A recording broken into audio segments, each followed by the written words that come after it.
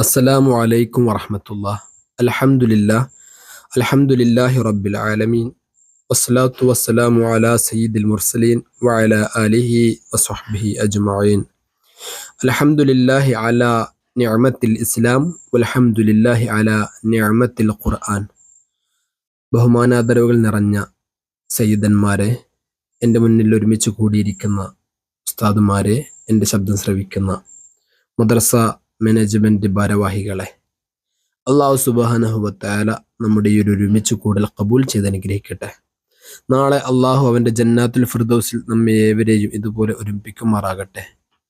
അള്ളാഹു എല്ലാവിധ ഖൈറുകളെയും നമ്മെ അടുപ്പിക്കട്ടെ. ആമീൻ യാ റബ്ബൽ ആലമീൻ. അള്ളാഹു സുബ്ഹാനഹു വ തആല സൂറത്തു സുമറിൽ പറയുന്നുണ്ട്, ഹൽ യസ്തവിൽ ലദീന യഅലമൂന വല്ലദീന ലാ യഅലമൂൻ. അതായത് അറിവുള്ളവരും അറിവില്ലാത്തവരും ഒരുപോലെയല്ല. ഈ ഒരു ആയത്ത് നമ്മെ അറിവിന്റെ മഹത്വത്തിലേക്കാണ് ഓർമ്മിപ്പിക്കുന്നത്. നബി സല്ലല്ലാഹു അലൈഹി വസല്ലമ തങ്ങൾ പറഞ്ഞിട്ടുണ്ട്, മൻ സലക തുരീഖൻ യൽതമിസു ഫീഹി ഇൽമൻ സഹലല്ലാഹു ലഹു ബിഹി തുരീഖൻ ഇലൽ ജന്ന.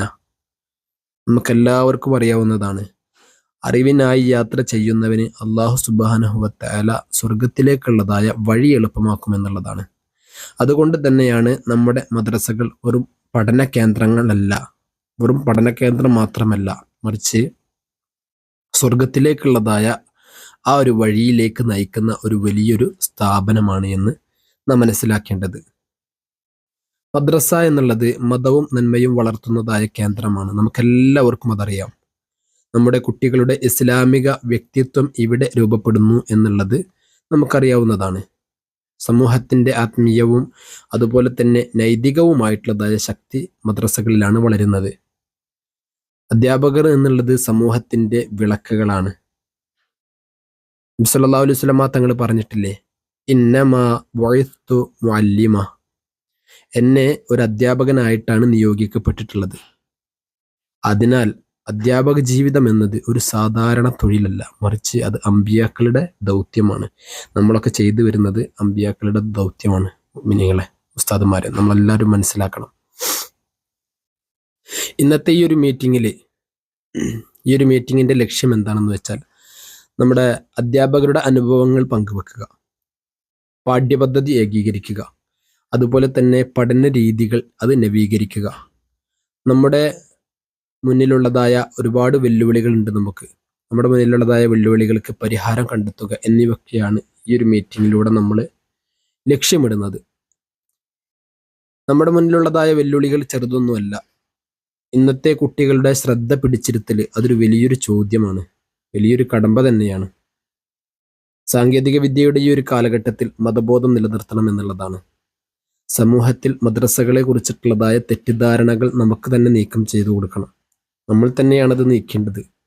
കൂടാതെ കുട്ടികളുടെ സ്വഭാവ വികാസം അത് ഉറപ്പാക്കുന്നതും നമ്മുടെ മുഖ്യ ദൗത്യങ്ങളിലൊന്നാണ്.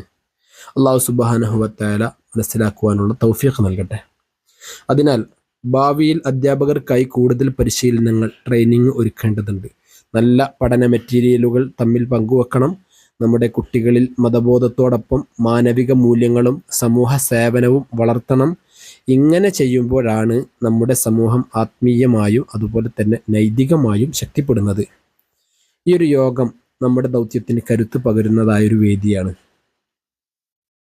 നാം എല്ലാവരും ഒറ്റക്കെട്ടായി കൈകോർത്ത് മുന്നോട്ട് പോകേണ്ടതുണ്ട്. നമ്മുടെ കുട്ടികൾക്ക് നല്ലൊരു ഭാവിയാണ് നമ്മൾ ഒരുക്കി കൊടുക്കേണ്ടത്. അല്ലാഹു സുബ്ഹാനഹു വ തആല അതിനുള്ളതായ തൗഫീഖ് പ്രദാനം ചെയ്ത് അനുഗ്രഹിക്കട്ടെ.